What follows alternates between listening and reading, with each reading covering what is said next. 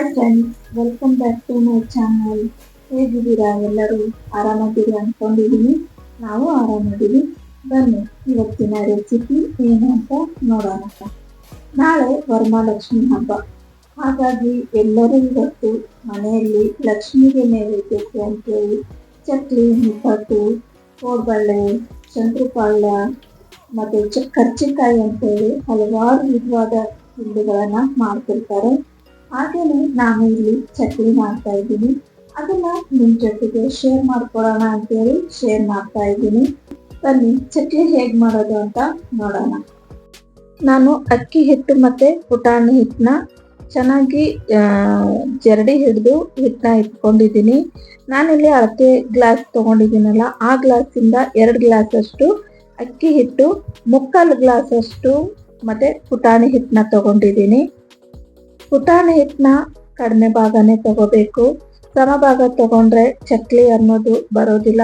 Full ಎಣ್ಣೆಯಲ್ಲಿ ಬಿಟ್ಟಾಗ full spread ಆಗಿಬಿಡುತ್ತೆ.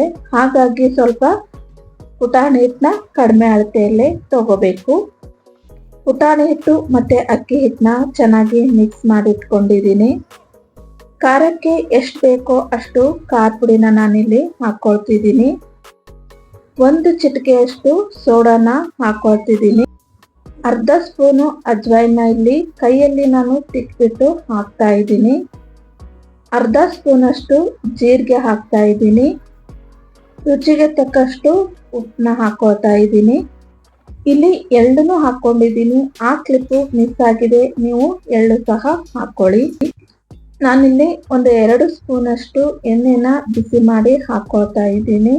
ಎಣ್ಣೆ ಭಾಳ ಹಾಕೋಬೇಡಿ, ಇಲ್ಲಾಂದ್ರೆ ಚಕ್ಲಿ ಕರಿಯುವಾಗ ಎಣ್ಣೆ ಭಾಳ ಹೀರ್ಕೊಳ್ಳುತ್ತೆ. ಹಾಗಾಗಿ ಸ್ವಲ್ಪ ಹಾಕಬೇಕು. ಇವಾಗ ಇದನ್ನ ಚೆನ್ನಾಗಿ ಮಿಕ್ಸ್ ಮಾಡ್ಕೋಬೇಕು. ಬಿಸಿ ಇರುತ್ತೆ, ನೀವು ಸ್ಪೂನ್ ಸಹ ತಗೊಂಡು ಕಲಿಸ್ಕೋಬೋದು. ನಾನಿಲ್ಲಿ ಕೈಯಲ್ಲೇ ಕಲಿಸ್ಕೊಳ್ತಾ ಇದ್ದೀನಿ. ಚೆನ್ನಾಗಿ ಎಲ್ಲಾನು ಹಿಟ್ಟಲ್ಲಿ ಕೂಡು ಹಾಗೆ ಮಿಕ್ಸ್ ಮಾಡ್ಕೋಬೇಕು. ಎಲ್ಲಾನು ಚೆನ್ನಾಗಿ ಮಿಕ್ಸ್ ಮಾಡ್ಕೊಂಡಾಯ್ತು. ಇವಾಗ ನೀರು ಹಾಕೊಂಡು ಚಪಾತಿ ಹಿಟ್ಟಿನ ಹದಕ್ಕೆ ಇದನ್ನ ಕಲಿಸ್ಕೋಬೇಕು.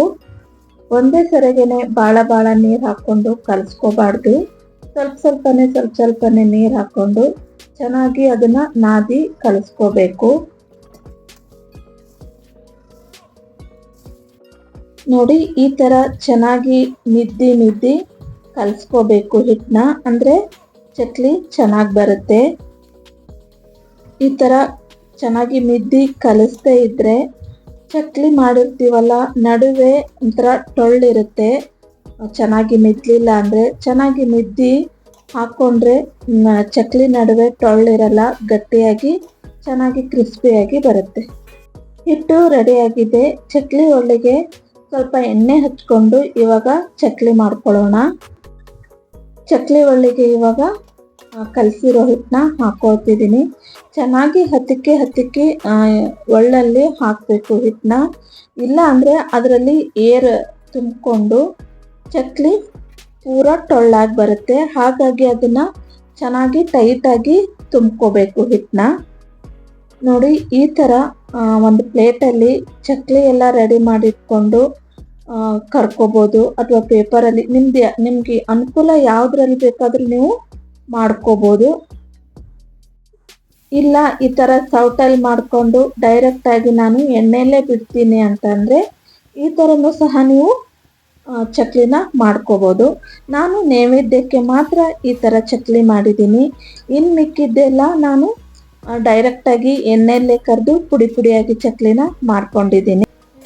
ಎಣ್ಣೆಯಲ್ಲಿ ಚಕ್ಲಿ ಹಾಕ್ಕೊಂಡ್ಮೇಲೆ ಚೆನ್ನಾಗಿ ಹೊಂಬಣ್ಣ ಬರೋವರೆಗೂ ಚಕ್ಲಿನ ನಾವು ಕರ್ಕೋಬೇಕು. ನೋಡಿ, ಚಕ್ಲಿ ಫ್ರೈ ಆಗಿ ರೆಡಿಯಾಗಿದೆ. ನಾನಿಲ್ಲಿ ನೈವೇದ್ಯಕ್ಕೆ ಮಾತ್ರ ಈ ಥರ ಒಂದು 5 ಚಕ್ಲಿನ ನಾನು ಮಾಡಿಟ್ಕೊಂಡಿದ್ದೀನಿ.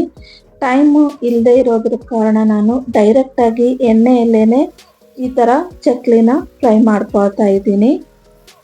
ಈ ಥರನೂ ಸಹ ನೀವು ಮಾಡ್ಕೋಬೋದು. ಮನೆಯಲ್ಲೇ ತಿನ್ನೋಕ್ಕಾದ್ರೆ ಈ ಥರ ಮಾಡಿ ಒಂದು ಬಾಕ್ಸಲ್ಲಿ ಹಾಕಿಟ್ಕೊಂಡ್ರೆ ಚೆನ್ನಾಗಿ ಕ್ರಿಸ್ಪಿಯಾಗೆ ಇರುತ್ತೆ. ಈ ಥರನೂ ಸಹ ನೀವು ಚಕ್ಲಿನ ಮಾಡ್ಕೋಬೋದು. ನೆಕ್ಸ್ಟ್ ಬರೋ ವಿಡಿಯೋ ತುಂಬ ಅಂದರೆ ತುಂಬಾ ವಿಶೇಷವಾಗಿರುತ್ತೆ. ದಯವಿಟ್ಟು ಎಲ್ಲರೂ ಆ ವಿಡಿಯೋನ ನೋಡಬೇಕು. ಇವಾಗ ಹೇಗೆ ನನಗೆ ಸಪೋರ್ಟ್ ಮಾಡ್ತಿದ್ದೀರೋ ಮುಂದೆನೂ ಸಹ ಇದೇ ರೀತಿ ಸಪೋರ್ಟ್ ಮಾಡಿ. ಚಕ್ಲಿ ಎಷ್ಟು ಕ್ರಿಸ್ಪಿಯಾಗಿ ಬಂದಿದೆ ಮತ್ತು ಕೈಗೂ ಸ್ವಲ್ಪನೂ ಸಹ ಆಯಿಲು ಹತ್ತುತ್ತಾ ಇಲ್ಲ. ನಾನು ಮಾಡಿರೋ ಈ ಚಕ್ಲಿ ರೆಸಿಪಿ ನಿಮ್ಮೆಲ್ಲರಿಗೂ ಇಷ್ಟ ಆಗಿದೆ ಅಂತ ಅಂದ್ಕೊಳ್ತೀನಿ. ಇಷ್ಟ ಆದರೆ ಲೈಕ್ ಮಾಡಿ, ನಿಮ್ಮ ಫ್ಯಾಮಿಲಿ ಆ್ಯಂಡ್ ಫ್ರೆಂಡ್ಸಿಗೆಲ್ಲ ಶೇರ್ ಮಾಡಿ, ಹಾಗೆ ಸಬ್ಸ್ಕ್ರೈಬ್ ಆಗೋದನ್ನು ಮಾತ್ರ ಮರಿಬೇಡಿ. ಪಕ್ಕದಲ್ಲಿರೋ ಬೆಲ್ ಐಕಾನ್ನು ಪ್ರೆಸ್ ಮಾಡಿ. ಮತ್ತೆ ಇನ್ನೊಂದು ವಿಡಿಯೋ ಒಂದಿಗೆ ಸಿಗೋಣ. ಟೇಕ್ ಕೇರ್, ಬಾಯ್. ಸರ್ವೋ ಜನ ಸುಖಿನೋ ಭವಂತು.